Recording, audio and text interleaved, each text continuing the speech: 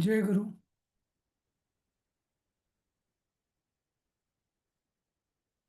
जय जय गुरु. गुरु. हा. हम्म. तर आपला काल 34वा श्लोक आपला अर्धा झाले होता. तद्विद्धी प्रणिपातेन जय परिप्रश्नेन. गुरु. जय गुरु. परिप्रश्नेन सेवया. हम्म. उपदेक्ष्यन्ति ते ज्ञानम ज्ञानिनस्तत्वदर्शिनः. यात आपण बघत होतो की गुरुकडे कसं जायचं. तर हा, म्हणजे तद्विद्धी म्हणजे त्यांच्याकडून तू जाण. हां, आणि त्यांना तू कसं जाण, तर त्यांना प्रणिपातेनं म्हणजे प्रणिपात करून. पात म्हणजे पतन तिथे अपेक्षित आहे. हां, नंतर प्रणी म्हणजे प्रणाम म्हणजे साष्टांग नमस्कार किंवा पूर्ण शरणागती या अर्थाने प्रणिपातेनं हा शब्द वापरलेला आहे. दुसरं परिप्रश्नेनं म्हणजे काही जर शंका असतील तर त्या पुन्हा पुन्हा विचारून, हां, आणि अशा रीतीने सेवा करून. जसं म्हणजे आता इथं सेवा या शब्दाचा बऱ्याचदा असा अर्थ जातो की काहीतरी म्हणजे देणं. काय फुलं, फळ, काय पैसे, दक्षिणा हे ते देऊन त्याला हे करायचं, पण नाही. म्हणजे परिप्रश्नेनं सेवया म्हणजे ज्ञानाची सेवा. जो ज्ञान देतो, जे गुरु आपल्याला ज्ञान देतात, त्यांची सेवा, योग्य सेवा कशी होणार? ती ज्ञानानेच होणार, नाही का? म्हणजे त्यांना ज्ञानाविषयीचे शंका विचारूनच होणार, म्हणून परिप्रश्नेनं सेवया. हं. आणि मग ते ज्ञानिनः तत्वदर्शिनः ज्ञानम उपदेक्षन्ति. म्हणजे ते असे जे गुरु आहेत ते. आणि ते कसे असतात? ज्ञानिनः आणि तत्वदर्शिनः. याच्यावर आपली काल चर्चा चालली होती. ज्ञानिनः म्हणजे काय? की ज्यांना शास्त्रज्ञान आहे, शास्त्रांचं ज्ञान आहे, ते ज्ञानी, शब्दज्ञान. आणि तत्वदर्शिनः म्हणजे काय? की ज्यांना आत्मबोध झालेला आहे, अद्वैत अनुभूती झालेली आहे.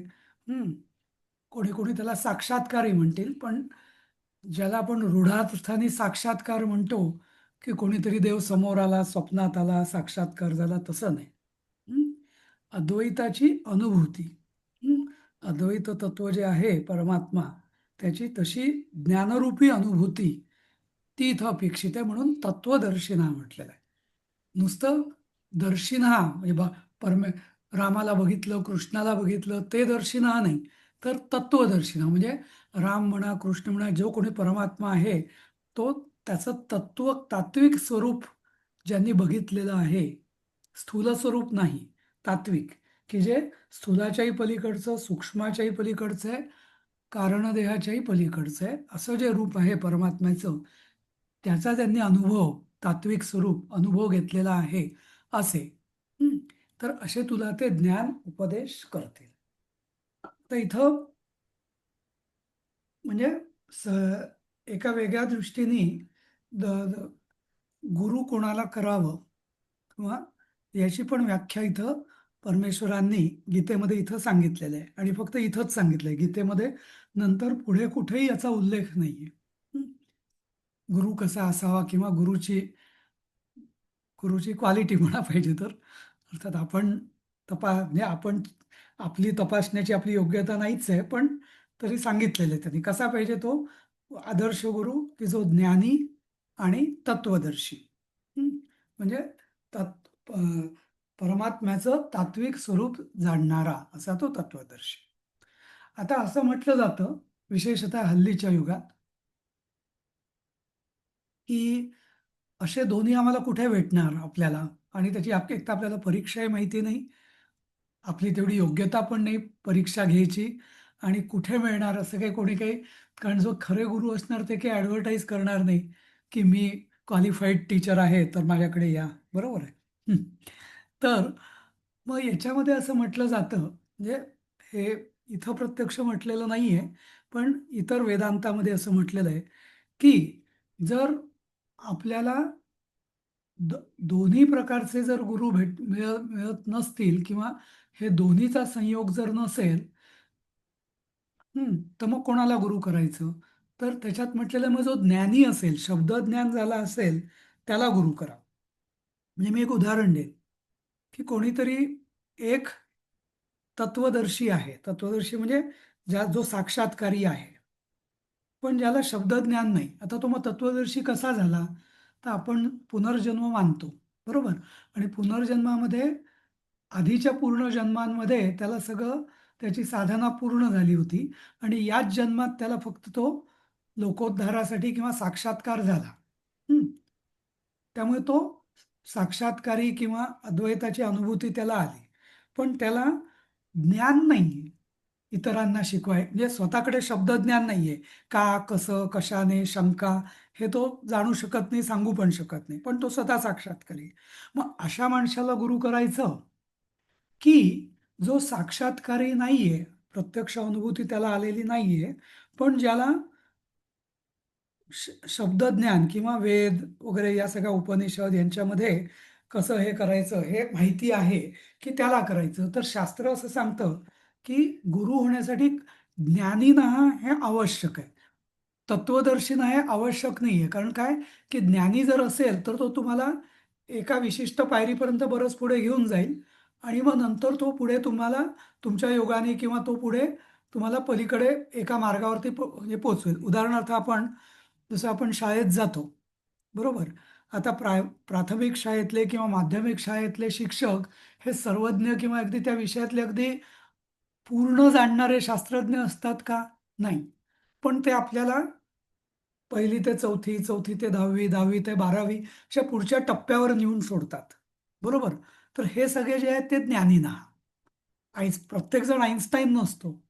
पण आईन्स्टाईन आपल्याला आपल्या अवस्थेला आईन्स्टाईन कशाला शिकवायला येईल, नाही का? तर त्यामुळे दोन्ही जर असेल, ज्ञानीना हा तत्वदर्शीना असेल तर चांगलंच आहे. पण ते जरी नसेल तर कमीत कमी गुरु हा ज्ञानी तरी पाहिजे, शब्दज्ञानी तरी पाहिजे, असं इतर शास्त्र सांगतात. हं? तर या जरा श्लोकामध्ये तात्विक दर्शन जरा इलॅबोरेट कराल का? तात्विक दर्शन म्हणजे नक्की काय? जसं की एखाद्याचं, आता उदाहरण मी देईन. कृष्ण, भगवान श्रीकृष्ण स्वतः एखादा खूप चांगला भक्त असेल, त्याला स्वप्नामध्ये किंवा कुठेतरी त्याचं स्थूल रूप दिसेल, तो भक्ती करतोय अगदी. आपण नामदेवांचं बघितलं ना, नामदेवांचं उदाहरण इथं एकदम चपखल बसतं की हो. नामदेव परमभक्त होते. अगदी की विठ्ठल त्यांच्याकडून त्यांनी आणलेलं दूधसाखर किंवा काय असेल तो नैवेद्य पण भक्षण करायचा, बरोबर? पण हो. त्यामुळे भक्तीच्या बाबतीत भक्त शिरोमणीच असंच त्यांना त्यांचं उपाधी आहे त्यांची, नाही का, नामदेवांची. हो.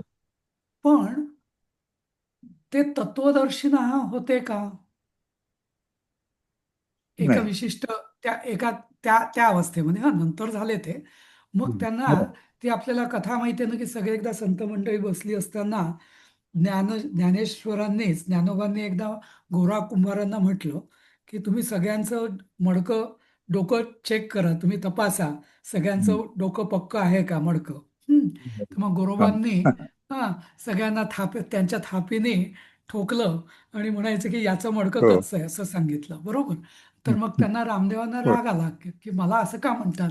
मग ते विठ्ठलाकडे गेले, पांडुरंगाकडे, आणि पांडुरंगाला विचारलं की माझा अपमान केला सगळ्या संतांनी, बरोबर? तर मग विठ्ठलाने सांगितलं बरं. की अरे हो, तू माझा आवडता आहे, तू माझा भक्त आहे, याबद्दल वादच नाही. पण तुला ज्ञानप्राप्ती किंवा तत्वज्ञान प्राप्त झालेलं आहे का? नाही. हं. तू भक्ती आहे, तुझी माझ्या निस्सीम भक्ती आहे, प्रश्नच नाही. पण तू मला सगळीकडे बघतोस का?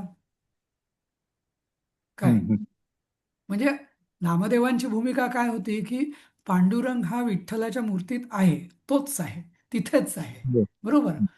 पण बरं. पांडुरंग हा सगळीकडे विश्वव्यापी ब्रह्मांडव्यापी आहे, ही भूमिका त्याच्यात ते जगत होते का? नाही. मग त्याच्याकरता मग नाही. त्यांना पाठवलं. मग विठ्ठलाने सांगितलं की नाही, तू योग्य गुरु कर, कारण ही विद्या जी आहे ही गुरुकडनंच तुला प्राप्त होणार आहे. मी सुद्धा सांगू शकत नाही तुला, देव असलो हम्म. तरी. बरोबर. मग हम्म. बर. ते त्यांना कुठे जाऊ, मग त्यांनी सांगितलं तू औंढ्या नागनाथला जा, तिथे कोणी तुला भेटतील. हम्म. मग तिथे नाही का ती कथा आहे, मग ते विसोबा खेचर, ते त्या हो, शंकराच्या हो. पिंडीवर पाय ठेवून बसले होते. मग नामदेव त्यांच्यावर बरोबर. चिडला, म्हणाला एका पिंडीवर काय पाय ठेवला. मग त्यांनी पाय बाजूला ठेवला. तुम्ही तो नामदेवांचा हम्म. सिनेमा लहानपणी बघितला असेल तर आठवत असेल तुम्हाला. म- मला हो, ते हो. चित्र प्रत्यक्ष आठवतो, तो चित्रपट. तर त्याच्यामध्ये हो, हो. त्याने बाजूला ठेवला, तिथेही पिंड निघाली. अजून हलवला, हो. तिथेही पिंड आली. मग त्या दृष्टांताद्वारे म्हणजे ते ते चित्रीकरण आहे, पण ते छान आहे. म्हणजे ते आपल्यालाही कळतं की परमेश्वर नाही हो, अशी हो. कुठली जागाच नाहीये, नाही का. तर ही जी हम्म. भूमिका आहेत, हे तत्वज्ञान, हे मग गुरूंकडून त्यांना प्राप्त झालं. नाहीतर ते आधी संतांबरोबर तीर्थयात्रेला येण्यासाठी पण तयार नव्हते. बरोबर. कारण ते बरोबर. म्हणजे पांडुरंगाला हो, सोडून मी कुठेच जाणार नाही. पण नंतर मग एवढं की ते स्वतः हो. पंजाबपर्यंत गेलेले आहेत नामदेव, स्वतः, नाही का. असं गुरु हो. ग्रंथ साहेब मध्ये पण त्यांचे दोहे हो. आहेत. असं. हो, दो आहे. हो. हा. थँक तर थँक म्हणजे तर म, आता जर तत्वदर्शिना, जे नामदेवांचं जे ट्रान्सफॉर्मेशन झालं, ते भक्त शिरोमणीमधून हं, तत्व शिरोमणीमध्ये ट्रान्सफॉर्मेशन झालेलं आहे. बरोबर. बरोबर. ओ- तर ओके. त्यालाच म्हणायचं ओके. आपण तत्वदर्शिना, की परमेश्वर एका ओके. मूर्तीत, एका विशिष्ट याच्यात नाहीच आहे, नाही का. त्याला बरोबर. आपण बांधून ठेवूच शकत नाही असं. हो. आणि हा. त्याची एक गोष्ट आहे की एका मठात हम्म, त्या गुरुनी सांगितलं सर्व शिष्याने, एकादशी होती, की हम्म, तुम्ही पोळ्या, आज एकादशी आहे, तर हम्म, अशा ठिकाणी जाऊन खा की कोणी तुम्हाला पाहणार नाही. हम्म, आणि हम्म, 10-12 शिष्य होते आणि ते गेले आणि हम्म. कोणी एका खोली बंद करून, कोणी झाडाच्या आडू, कोणी त्या खाऊन बरोबर. आले. फक्त एक शिष्य आला आणि तो म्हणाला, मी खाऊ शकलो नाही. म्हणे का? तर मला सगळीकडे म्हणे विष्णू दिसत होता, तो पाहत हं. होता मला. बरोबर. म्हणजे तर तेच. एक्झॅक्टली. तर ते तत्वदर्शिना म्हणजे ते जे परमतत्व आहे, ते आत्मसात होणं, नुसतं शब्दज्ञान नव्हे. हां. हो. शब्दज्ञान आता मी पण तुम्हाला बडबड करायची म्हणून सांगतोय. पण मला, नाही, मी नाही, तसा वागतो त्याचं का? काही नाही, नाही. नाही, नाही, नाही. नाही, नाही, म्हणजे उदाहरण देतो मी, की ते आत्मसात हो, करणं आणि ते जगणं म्हणजे तत्वदर्शिना आहे असं. हो. ती बरोबर. भूमिका जगणं हे तत्वदर्शिना आहे असं. हं. या. आणि ओके. याच्या थँक्यू. उलट कोणी म्हणेल नुसतं साक्षात्कार म्हणजे काय? कृष्ण, जसं नामदेवांना विठ्ठलाचा साक्षात्कार झालेला होता, नाही का. हो, प्रत्यक्ष हो. पांडुरंगाचा. पण पांडुरंगाचा साक्षात्कार होऊन सुद्धा तत्वदर्शी झाले होते का ते? नाही. तर हा फरक आहे. हम्म. समजलं. ओके. हा. थँक्यू. येस. हा. मग हे ठीक. अवतारी पुरुष असतात त्यांचं कुठे करणार आपण, म्हणजे गजानन महाराज म्हणा किंवा हम्म, साईबाबा म्हणा किंवा असं सांगू ज्यांना शकत समाज गुरु मानतो. सांगू शकत नाही. हा. हा, नाही, बरोबर आहे. कारण सांगतो मी तुम्हाला. म्हणजे आता एक, कोणाला क्रिटिसाइज करायचं म्हणून नाही, पण आता इथं जे अपेक्षित आहे गीतेमध्ये, काय, की ज्ञानप्राप्ती, अद्वैत ज्ञानप्राप्ती, त्यांनीच मुक्ती प्राप्त मिळणार. आता ठीक आहे, आपण एक उदाहरण घेऊच या. शिर्डीचे साईबाबा समजा, त्यांची कोणी भक्ती करत असेल, दर्शनाला जात असेल, त्यांना नवस प्राप्त होत असतील, पण ते तुम्हाला ज्ञान उपदेश इथं जर म्हटलेलं आहे, तद्विद्ये प्रणिपातेन परिप्रश्नेन सेवया उपदेक्षन्ति ते ज्ञानम, तर ते हे करू शकतात का ही क्रिया? नाही. त्याच्याकरता लौकिक म्हणजे जिता जागताच गुरु पाहिजे. आणि आपल्या शास्त्रात हे क्लिअरली सांगितलेलं आहे, की गुरु हा जिवंतच पाहिजे. जर कोणी म्हणत असेल की माझे गुरु आहेत पण आता ते नाही आहेत, हां, तर हे जे त्यांचं कार्य आहे, हे कोणाला तरी पूर्ण करणंच आहे. लक्षात घ्या हे. तेव्हा उदाहरणार्थ एक विशिष्ट व्यक्ती एका विशिष्ट कालखंडात असेल, ती गुरु म्हणून तिने इतर शिष्यांचं कल्याण केलेलं असेल, प्रश्नच नाही. पण आता हा रोल, आता तिने देहत्याग केल्यानंतर ती, हां, ती तुमचं रक्षण करेल.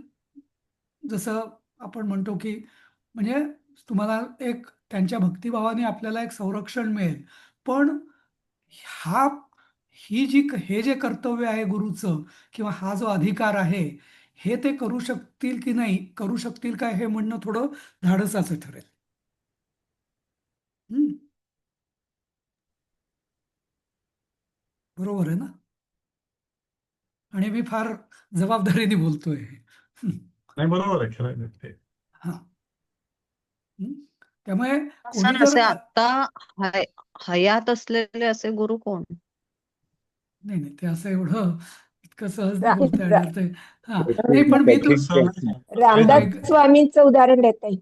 रामदास स्वामींचं उदाहरण. नाही नाही अगं पल्लवीताई ती नाही. विचारते आता हयात असलेले हा कोण. हा रामदास हा हा तेव्हा तेव्हा होतेच, असे झालेले खूप आहेत. हा हा पण हा प्रश्न असा आहे की स्वाती विचारते की आत्ता कोण असं. आत्ता. हं. हा हं, हं. जेव्हा तुम्ही त्या आता हे लेवलला आपण पोहोचाल तेव्हा गुरु स्वतःहून शोधायला येईल तुम्हाला. हा, असं होतं, गुरु आपोआप भेटतात आपल्याला. हे सुद्धा ना एक असा म्हणजे मला असं वाटतं की म्हणजे तो म्हणजे याच्यावर फार विश्वास ठेवण्यात असं कुठे लिहिलेलं नाहीये. एकतर याला शास्त्रीय आधार कुठलाही नाहीये. हम्म. हे म्हणजे असं म्हणण्यासारखं झालं की मला चांगल्या शाळेत ऍडमिशन घ्यायची आहे तर शाळा मला शोधायला येईल, नाही का? हम्म. नाही का? म्हणजे हम्म. एखादा कोणीतरी असा असेल, क्वचित कोणाच्या बाबतीत झालं असेल, योगायोगाने असं होतंही, पण त्याचा अर्थ आपण खाटल्यावरती बसून राहायचं असं नाही आहे हा जगात. देईल माझा हरी. हा असं नाहीये. हा ते आपल्यालाही प्रयत्न करणं आवश्यक आहे. आणि जसं मी म्हटलं की मग उपनिषदांमध्ये ही सवलत दिलेली आहे की अगदी, कारण आपण परीक्षा घेणारे गुरुचे आपण कोण, बरोबर? त्यामुळे शास्त्राने ही सवलत दिलंय की तुम्ही तो साक्षात्कारी आहे की नाही हे तुम्ही बघत बसू नका. तो जर ज्ञानी असेल तर तुम्ही त्याचं बोट पकडून तुम्ही पुढे जा असं. तुम्ही म्हणाल की असा कोणीतरी मला भेटेल खाटल्यावर तर जन्म निघून जाईल आपला हा जन्म असं. हा, मला विचारायचं होतं हा हॅलो. हा बोल, हा हा बोल की सुहाती बोल. हा हा हा हा हा आणि आमच्या शेजारी एक जण राहतात, तर त्यांचे आहेत एक गुरु. तर आमच्या इथे घराजवळच एक धनेश्वर मंदिर म्हणून आहे, तर त्या मला म्हणाल्या, खूप आग्रह केला की तुम्ही या रविवारी सकाळी तिथे 9 वाजता. त्यांच्या कॅसेट्स असतात, सत्संग असतो, ते खूप छान सांगतात वगैरे. गेले मी एक दिवस, आपलं त्या म्हणाल्या म्हणून. पण मग ते जे सांगत होते, नाव नाही सांगत मी त्या गुरूंचं, तर ते मग तुम्ही चोरी करू नका, कोणाला फसवू नका.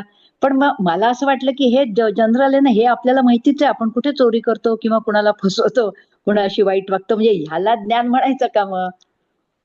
आहे की नाही? या गोष्टी तर आपण नाही करायलाच पाहिजेत ना. परमार्थामध्ये ज्ञानाची व्याख्या मग स्पष्ट दिलेली आहे. ज्ञान म्हणजे अद्वैत ज्ञान, हं, बाकी सगळ्या अविद्या आहेत. हं, बाकी सगळ्यांना अविद्याच. विद्या म्हटलंच नाही, सगळ्या त्या अविद्या आहेत. हा मग भलेही त्या म्हणजे हा जसं इंजिनिअरिंग, मेडिकल अशा सगळ्या ज्या आहेत, त्यालाही अविद्याच म्हटलेलं आहे. हा व्यवहार शास्त्राच्या दृष्टीने उपयोगी त्या सगळ्या अविद्या. हम्म, परमार्थ दृष्टीने परमार्थाला उपयोगी ती हा एकच विद्या आहे, ती म्हणजे अद्वैत विद्या, अद्वैत ज्ञान किंवा अद्वैत हा विद्या. हा. हा तर तू म्हणतेस ते तेच मग बरोबर तुम्ही आहे आई म्हणजे. वडिलांची चांगलं. म्हणजे हा मला ते म्हणजे म्हटलं, या गोष्टी आपण प्रत्येकानेच करायला पाहिजे ना. होय. त्याच्यासाठी ते तिथे जाऊन कशाला ऐकायचं, आहे की नाही? आणि म्हणून मग मी आणि नंतर मी आणि कधी गेले याच्यात नाही मग म्हटलं. आणि याच्यामध्ये भक्ती हा एक पायरी आहेच, प्रश्नच नाही. भक्ती हा पायाच आहे, हो पायरी नव्हे पायाच आहे. हो पण भक्ती म्हणजे परत हा ज्ञान नाही. हा हो भक्ती नाही. म्हणजे ज्ञान नाही. भक्ती वेगळी, कर्म वेगळं, ज्ञान वेगळं. तर इथं हे जे ज्ञान हा आणि जे आधीच्या याच्यात जे सांगितलं, मी परवा म्हटलं ना की ज्ञान म्हणजे काय, की जे हा आणि काल मी जे पाठवलं की ज्ञानप्राप्तीचा जो हा सोपान किंवा ज्या मार्ग आहे, तो जो मार्ग आपल्याला हा पार करून जो नेईल, आपलं बोट धरून पुढे नेईल, हा निदान पूर्ण नव्हे तर हा अर्ध तरी नेईल, तो त्याला गुरु हा करावा असं शास्त्र सांगतात. हा असं. हा. आणि त्यांच्या ह्याच्यात मग चमत्कारांवरच खूप भर असतो. म्हणजे त्यांनी मला खूप सांगितलं, यांचं असं झालं, त्यांचं तसं झालं ते वगैरे. कसं आहे की मी ज्यांची ऐकून श्रद्धा घेतलं. हा चमत्कार कोणाकरता हा असतात, त्यांना ज्यांची श्रद्धा डळमळीत असते, त्यांची पक्की वय म्हणून चमत्कार असतात. पण एकदा जर श्रद्धा पक्की हा झाली तर मग हा चमत्काराचा अध्यात्मात तरी काही उपयोग नाही असं. असं. हा तेच. म्हणजे मला पण कधी कधी वाटतं की ते त्यांच्या बाबतीत होणारच असतं, पण असं वाटतं की नाही नाही, आपण हे यांचं असं केलं म्हणून चमत्कार झाला असं, हम्म. म्हणजे म्हणून असं झालं असंही वाटतं कधी हा कधी. नाही पण इथे गीतेमध्ये बघा कुठेही चमत्काराविषयी नाही नाही म्हणजे हा हो ना हो हं,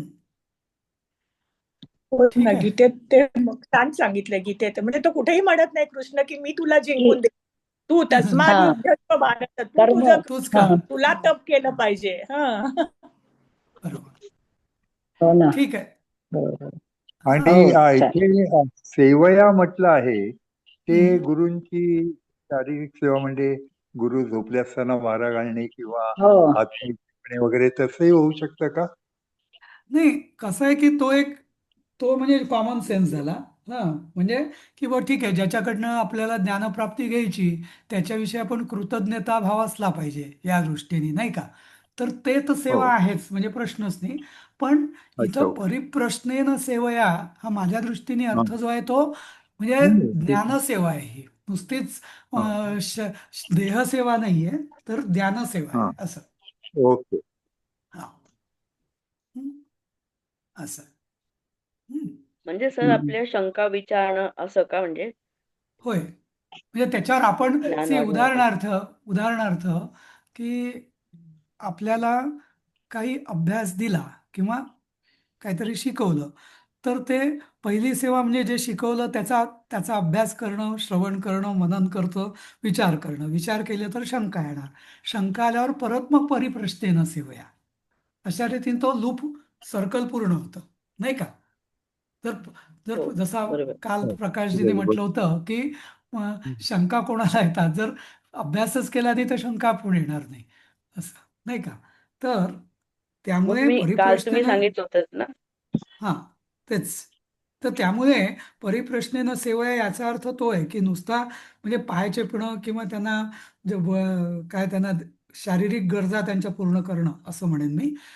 त्या तर ठीक आहे म्हणजे that is a common sense किंवा तो एक आपला शिष्टाचार झाला नाही का त्या आपण कोणाही मोठ्या माणसाचं करतोच आपण अपेक्षित आहे. पण परिप्रश्नेनं सेवया याचा विशेष अर्थ आहे.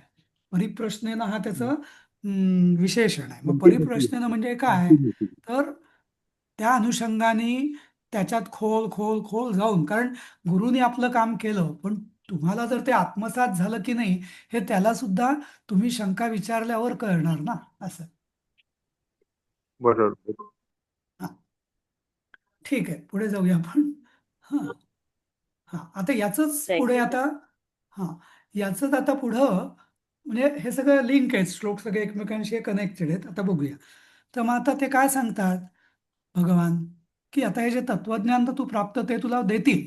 हां त्या तत्वज्ञानाचं फळ काय हं, तर यज्ञात्वा न पुनर्मोह मेवम यास्यसि पांडव येन भूतान्यशेषेण द्रक्ष्यस्यात्मन्यथो मयी. हं.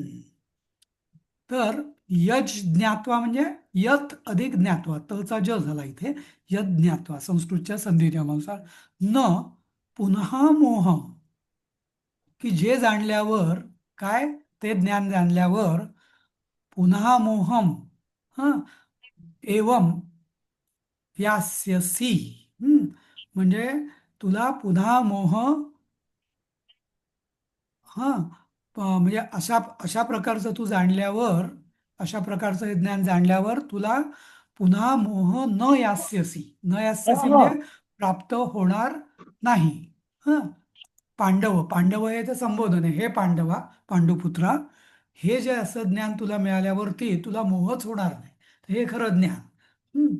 जसं आता सुभाताईंनी सांगितलं की कुठलं ज्ञान म्हणजे काय तर आत्मज्ञान किंवा अद्वैत ज्ञान की ज्याने मोहाचं पूर्ण निवारण होईल. हं आणि परत इथे मोह का सांगतायत कृष्ण कारण हा सगळा अर्जुनाचा जो प्रॉब्लेम झालेला आहे तर तो मोहामुळे झालेला आहे बरोबर. त्यामुळे तुला असा परत मोह होणार नाही. हं. का बरं तर ये न कारण का की ये न म्हणजे ज्या हां म्हणजे येणं म्हणजे तृत ज्याद्वारा म्हणजे ज्या ज्ञानाद्वारा हां भूतानी अशेषेण म्हणजे सगळ्या प्राण्यांमध्ये सगळ्या प्राण्यांमध्ये हां आणि आत्मनी आत्मनी म्हणजे आणि स्वतःमध्ये पण हां द्रक्ष्यसी मयी मयी द्रक्ष्यसी, तू मला बघशील. आता परत इथं जे मी म्हटलं ना की अद्वैत ज्ञान काय, की सगळ्यांमध्ये, सगळ्या पंचमहाभूतांमध्ये, प्राणी पण नाहीच, सगळ्या भूतांमध्ये म्हणजे पंचमहाभूत म्हणजे पूर्ण विश्वामध्येच आणि आत्मनी आणि स्वतःमध्ये पण तू मला बघशील. इथं मयी म्हणजे शब्द काय, बहुतेक वेळा गीतेमध्ये ना मयी जेव्हा कृष्ण म्हणतात ना तेव्हा ते परमात्म भावाने म्हणतात. हं? मयी म्हणजे हा परमात्मा. हं. इथे हाडामासाचा कृष्ण नव्हे, तर तत्वरूप परमात्मा असं. हं. तर अशा माझ्या म्हणजे सच्चिदानंद स्वरूपी परमात्म्याला तू द्रक्ष्यसी म्हणजे भविष्य काय, दृष्पश्य धातूचा भविष्य काय, द्रक्ष्यसी तू बघशील.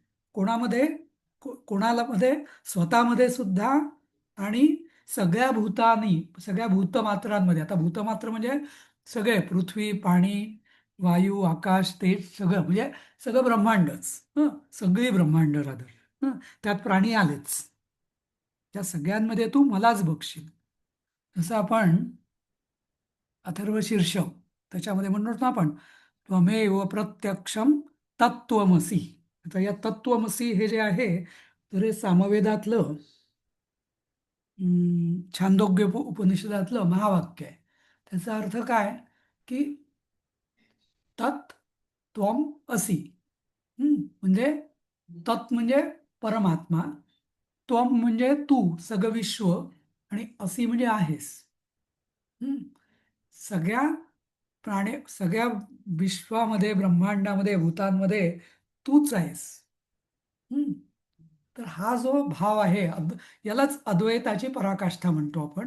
तर हे ज्ञान हं, तुला प्राप्त होईल, कारण सगळ्यांमध्ये तू मलाच बघशील. मला म्हणजे परमात्म्याला, सच्चिदानंद रूपी परमात्म्याला. समजलं? तर त्यामुळे ते एकदम गीता म्हणजे समजून घेतली तर एकदम कन्सेप्ट कुठेही शंकेला वाव नाहीये. फक्त शब्दांचे योग्य अर्थ आणि स्पष्टपणा पाहिजे त्याच्यामध्ये, गोंधळ चालणार नाही असं. हं? तर त्यामुळे इथं त्यांनी अद्वैत ज्ञान हेच सांगितलेलं आहे, आणि याच्याशिवाय दुसरं काही असूच शकत नाही, नाही का? समजलं? हो सर. पुढे जाऊया. हं. अपिचेदसी. हा, आता आता हे ज्ञान काय म्हणजे, की ज्ञानाने सगळं असं तू कसं होईल, तर त्याचंच पुढे उदाहरण देत आहेत. अपि चेदसि पापेभ्यः सर्वेभ्यः पापकृत्तमः सर्वं ज्ञानप्लवेनैव वृजिनं संतरिष्यसि. अपि सुद्धा, चेत जर, हा, काय जर काय, असी म्हणजे तू, त्वम असी म्हणजे जरी तू, हा, तू जरी सर्वेभ्या पापेभ्या पापकृत्तम म्हणजे सगळ्या पाप्यांमध्ये, हा, सगळ्या पापांपासून तू अगदी पापकृत्तमहा. तमहा म्हणजे काय, जसं लघु, लघुतर, लघुतम सगळ्यात लहान. हा, गुरु, गुरुतर, गुरुतम, तम म्हणजे सगळ्यात मोठा, सुपरलेटिव्ह डिग्री, नाही का? तसं सगळ्या पाप्यांमधलाही तू सगळ्यात मोठा पापी जरी असशील, हं, तरीही, हं, चेत म्हणजे जर, हं, जरी तू सगळ्या पापांपासून तू सगळ्यात मोठा पापी जरी असेल, अल्टिमेट, हा, तरी सर्वम ज्ञानप्लवेनैव, तरी तू काय, हा, सॉरी, सर्व नंतर घ्यायचंय. ज्ञानप्लवेन एव म्हणजे ज्ञानप्लव, प्लव म्हणजे काय, नौका. हं? प्लव म्हणजे नौका. तर ही कुठली नौका, ज्ञानरूपी नौका. या ज्ञानरूपी नौकेने, तृतीय ही, हा, या ज्ञानरूपी नौकेनेच, एव म्हणजे हा, नक्कीच, हा, हा, सर्वम वृजिनम संतरिष्यसी. सर्वम म्हणजे सगळी, हा, सगळं. आता वृजिनम म्हणजे काय, तर ज्याला आपण रुज धातू म्हणजे जे वर्ज्य करायचंय, सोडायचंय त्याला म्हणतो आपण वर्ज्य, नाही का? तर तसं वृजिनम म्हणजे जे वर्जनीय आहे. हं, थोडक्यात पाप, वाईट, सगळ्या वाईट गोष्टी. हं, की ज्याला मग इथं पापसमुद्र म्हटलेला आहे, पण म्हणजे सगळ्या वाईट गोष्टी. हं, सगळ्या वाईट गोष्टींना तू वृजिनम द्वितीय आहे, त्या सगळ्यांना तू संतरिष्यसी. तरिष्यसी म्हणजे भूतकाळ, तरुण जाशील. या सगळ्यांना तू तरुण जाशील. समतरिष्यती म्हणजे अगदी चांगल्या प्रकारे, म्हणजे कुठलंही एकही पाप अजिबात शिल्लक राहणार नाही. सगळ्यांच्या तू पलीकडे जाशील. म्हणजे यात तू शंका बाळगूच नकोस की मग मला काहीच माहिती नाही, मी एवढा पापी आहे, मी हे केलं, मला एवढी लायकीच नाही, मला एवढं कुठनं करणार, मी आतापर्यंत आयुष्यात काहीच केलं नाही, वगैरे वगैरे. आणि मला वाटतं हा श्लोक अर्जुनापेक्षा आपल्याला जास्त लागू आहे. कारण पहिली शंका आपल्यामध्ये येते की मी हे कसं करू, माझी लायकी तरी आहे का, मी पात्र आहे का हे सगळं करायला. तर इथं भगवान आपल्याला उद्देशूनच हे सांगतायत की पात्र अपात्रतेचा विचारच करू नका. अगदी सगळ्यात पापी जरी कोणी असेल त्याला सुद्धा तो सुद्धा तरेल, असं भगवान सांगतायत. त्यामुळे काही चान्स ठेवत नाहीत ते, किंवा जसं आपण म्हणतो ना की कॉलेजमध्ये ॲडमिशन घ्यायची आहे तर तुला 60% मार्क असेल तरच घेऊ, फर्स्ट क्लास असेल तर, कट ऑफ काय आहे वगैरे. तर इथे कट ऑफ काही नाहीच आहे या मार्गामध्ये. हम्म. म्हणजे ते तत्वज्ञानामुळे तो तरुण जाईल असं म्हणायचंय का? अगदी त्या तत्वज्ञानरूपी नौकेनी तू पापांचा समुद्र सुद्धा ओलांडून जाशील असं. आणि कितीही तू पापी असलास तरीही, म्हणजे थोडक्यात काय, इथं तुमच्या लायकीवरती परिणाम अवलंबून नाहीये, पात्रतेवरती किंवा लायकीवरती. इथं भगवानांचं हे स्पष्ट आश्वासन आहे की अत्यंत पापी जरी असला तरी त्याला मी तरुण देणार आहे, असं. हे सगळ्यात महत्वाचं. कारण बऱ्याचदा नाही का असं म्हटलं जातं ना की मग तुला मी ऍडमिशन देतो, पण मग तुझी लायकी काय, पात्रता काय, प्री क्वालिफिकेशन काय, प्री रिक्विसिट काय, तसं काहीही नाही असं. हं? समजलं? तर आणि ज्ञान आणि तत्वज्ञान मध्ये फरक आहे ना? हं, शेवटी ते अद्वैत ज्ञान आणि तत्वज्ञान हे शेवटी एकच आहे, म्हणजे त्यात काहीच फरक नाही तसा. अच्छा. हं, हं. शेवटी ते एकच आहे. म्हणजे ज्ञान हे जनरल होईल, पण जसं मी म्हटलं ना, ज्ञान ही एक कॉमन फ्रेज आहे, सामान्य हा. शब्द आहे हा. तत्वज्ञान किंवा अद्वैत तत्वज्ञान हे एक स्पेसिफिक आहे की ज्यात काही मग संशयाला किंवा कन्फ्युजनला काही वाव नाही असं. हम्म. आणि म्हणून मी जसं मग इथे ज्ञान लिहिताना म्हटलं. जसं आपण वाल्या कोळीचं बघितलं, नाही का? वाल्या कोळी इतका मोठा पापी, पण ते साक्षात वाल्मिकी ऋषी झाले ना त्यांचे, नाही का? हो. हम्म. मग तसं ज्ञान आणि म्हणजे इथे त्यांना विज्ञान. तत्वज्ञान बोला बोला, त्यांना तुम्ही इथे बोला. तत्वज्ञान रूपी नौका असं म्हणायचंय ना? म्हणजे नुसतं ज्ञान नाही, नाही नाही, तत्वज्ञान रूपी नौका असं. गीतेमध्ये ज्ञान म्हणजेच तेच ज्ञान. गीता कन्फ्युजन करत तत्वज्ञानच नाही. आहे. कारण गीतेचं हम्म. कन्सेप्ट क्लिअर आहे. बाकी सगळ्या त्या अविद्या म्हणेल गीता त्यांना. ज्ञान म्हणजे हेच ज्ञान. बरोबर तुम्ही सांगितलं. हा. नंतर ज्ञान प्रकाश जे काय विचारते, ज्ञान आणि विज्ञान परत त्यात मग फरक काय? ज्ञानाचं विज्ञान होणं ही एक प्रक्रिया आहे. ज्ञानाचं विज्ञान म्हणजे ओके काय? ज्ञान म्हणजे शब्दज्ञान, आणि विज्ञान ओके. म्हणजे विशेष ज्ञान. विशेष ज्ञान म्हणजे काय? त्या ज्ञानाची मला जेव्हा अनुभूती येते, अनुभव येतो. जसं हा हा. उदाहरणार्थ, एखाद्या अगदी जंगलात राहणार मुलगा एखादा 10 वर्षाचा आहे, त्यांनी कधी साखर खाल्लीच नाही किंवा मध हो खाल्लाच हा. नाही किंवा हापूस आंबा हो कधी खाल्लाच नाही. हा हा. त्याला तुम्ही किती वर्णन केलं, गोड आलं असतो, असा असतो, असा ओके असतो, त्याला कळेल का? ते त्याला शब्दज्ञान, तो पाठ करेल, असं आहे, असं आहे, असं आहे. ओके हां. ओके. जसं कळतंय. हां, म्हणजे पण त्या ज्ञानाचं कळतंय. विज्ञान कधी होईल? तेव्हा तो हापूस आंबा खाईल बरोबर. सोलून, नाही का? तेव्हा त्याचं विज्ञान होईल. अगदी अगदी बरोबर. हां. ओके. तर ज्ञान आणि विज्ञानमध्ये हा फरक आहे. आणि म्हणूनच आपल्याला माहिती असेल, आपल्याला विज्ञान का म्हणतात आपल्या याच्यामध्ये? कारण विज्ञानामध्ये प्रयोग असतात, बरोबर? हो, आपण बरोबर. प्रयोग करतो, सोडियम क्लोराईड, हे ते मीठ तयार, म्हणजे नाही का, सगळ्यात काय काय जे खूप सारं. केमिस्ट्रीमध्ये, बायोलॉजीमध्ये, फिजिक्समध्ये प्रयोगातनी आपण त्याची अनुभूती घेतो, अनुभव घेतो ना, बरोबर. म्हणून त्याला विज्ञान म्हणतात. नुसतं ज्ञान नाही म्हणत, नाही का? तुम्हाला आठवत असेल, हो, 7वी पर्यंत जी पुस्तकं असायची आपल्याला पूर्वी, आता काय माहिती नाही मला, त्याचं नाव होतं सामान्य ज्ञान भाग 1, भाग 2, ज्ञान 3. पण बरोबर. 8वीत जेव्हा आपण जायचो तेव्हा विज्ञान असायचं. कारण तेव्हा हो, प्रयोगशाळा असायची, तेव्हा ज्ञानाचं बरोबर. अगदी विज्ञान व्हायचं असं. बरोबर. हं? Okay, thank you. हा. आता परत शंका येऊ शकते कृष्णाला, आपल्या अर्जुनाला, की एवढा मी पापी असेल. हा, निलिमा, काही विचारायचं आहे? जर अद्वैताचा विचार केला तर मग पाप आणि पुण्य कोण डिसाईड करतं? म्हणजे त्याच्यामध्ये डिफरन्स काय मग? ऐकायला येतंय, सॉरी. मी फ्लाईट हा, बोर्ड नाही नाही बोर्ड नाही नाही करते. नाही नाही, मी विचार करतोय तसा. तर इथं पाप म्हणजे आपल्या प्रगतीला जे अवरोध करतं ते पाप. हं? आध्यात्मिक उन्नतीला ज्याची बाधा होते ते पाप, आणि आध्यात्मिक उन्नतीला जे पूरक असतं ते पुण्य.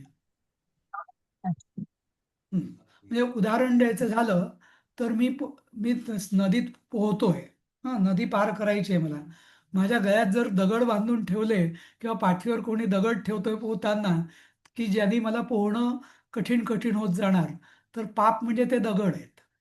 आणि जर माझ्यासमोर कोणी ओंडके देतोय, लाकूड देतोय, की ज्यांनी मला पोहायला अजून सोपं जाईल, तर ते होतं पुण्य.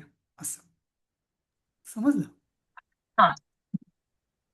हां, तर पाप आणि पुण्य आध्यात्मिक उन्नतीच्या दृष्टीने हा त्याचा अर्थ आहे. बाकी व्यवहारात पाप आणि पुण्याचे वेगळे अर्थ आहेत, धार्मिक दृष्ट्या ते वेगळे. हं? ठीक आहे. आणि इथे इथे जो पाप जो आहे, तर तो म्हणजे या दृष्टीने आता मग पाप बाधा आणणारे कुठले, दगड कुठले आध्यात्मिक मार्गात? तर काम, क्रोध, लोभ, मद, मोह, मत्सर, हे षड्रिपू जे आहेत, आसक्ती, ममता, अहंकार, हे सगळे, या सगळ्या यांनी उत्पन्न होणाऱ्या गोष्टी, ती सगळी पाप असं समजायचं. हं? काम, क्रोध, लोभ, मद, मोह, मत्सर आणि आसक्ती, ममता, अहंकार, याद्वारे काही जे उत्पन्न, याचा संबंध ज्या गोष्टींशी आला आपला, त्या सगळ्या क्रिया, ती सगळी कर्म, ती सगळी पाप असं. हा, बरोबर, छान. हा, ठीक आहे. पुढे जाऊया आता. आता पुढं अर्जुनाला अशी शंका येऊ शकते, की एवढं मोठं काय बोलतोय कृष्ण, सगळी पापांचे डोंगर कसं काय ते ज्ञानरूपी नौकेने पल पुढे जाणार? आणि दुसरी एक शंका येऊ शकते, की ठीक आहे, समुद्र तर पार केला, पण पाप तर तिथेच आहे ना. नाही का? पाप समुद्र तू पार करशील असं कृष्णाने म्हटलं, पण पाप तर तिथेच आहे. म्हणून याच्याकरता हा पुढचा श्लोक आहे. की यथैधांसी समिद्धोऽग्निर् भस्मसात् कुरुतेऽर्जुन, ज्ञानाग्निः सर्वकर्माणि भस्मसात् कुरुते तथा. यथा एधांसी समिद्धा अग्निः भस्मसात कुरुते. हे अर्जुना, अर्जुन हे त्याचं संबोधन आहे, की हे अर्जुना, हां, एधांसी म्हणजे इंधनाला, हां हां, एध म्हणजे इंधन, हां, इंधनाला समिद्धोग्नी म्हणजे प्रज्वलित अग्नी भस्मसात करतो. एखादं होळी पेटलेली असेल, त्यात काही येऊ दे, मोठी आग लागलेली असेल, कुठलंही इंधन असलं, त्या इंधनाला अग्नी लगेच गिळून टाकतो, भस्मसात करतो, काही शिल्लक ठेवत नाही. तसंच ज्ञानाग्नी सर्व कर्माणी, हा जो ज्ञानरूपी अग्नी आहे, तो सर्व कर्मांना भस्मसात करतो, भस्म करतो, त्याचा अवशेष पण शिल्लक ठेवत नाही असं.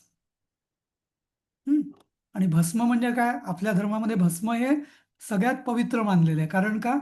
भस्मामध्ये अग्नीने पूर्ण शुद्ध झालेलं असतं, त्यात काहीही उरलेलं नसतं, जे राहतं ते फक्त पवित्रता, नाही का?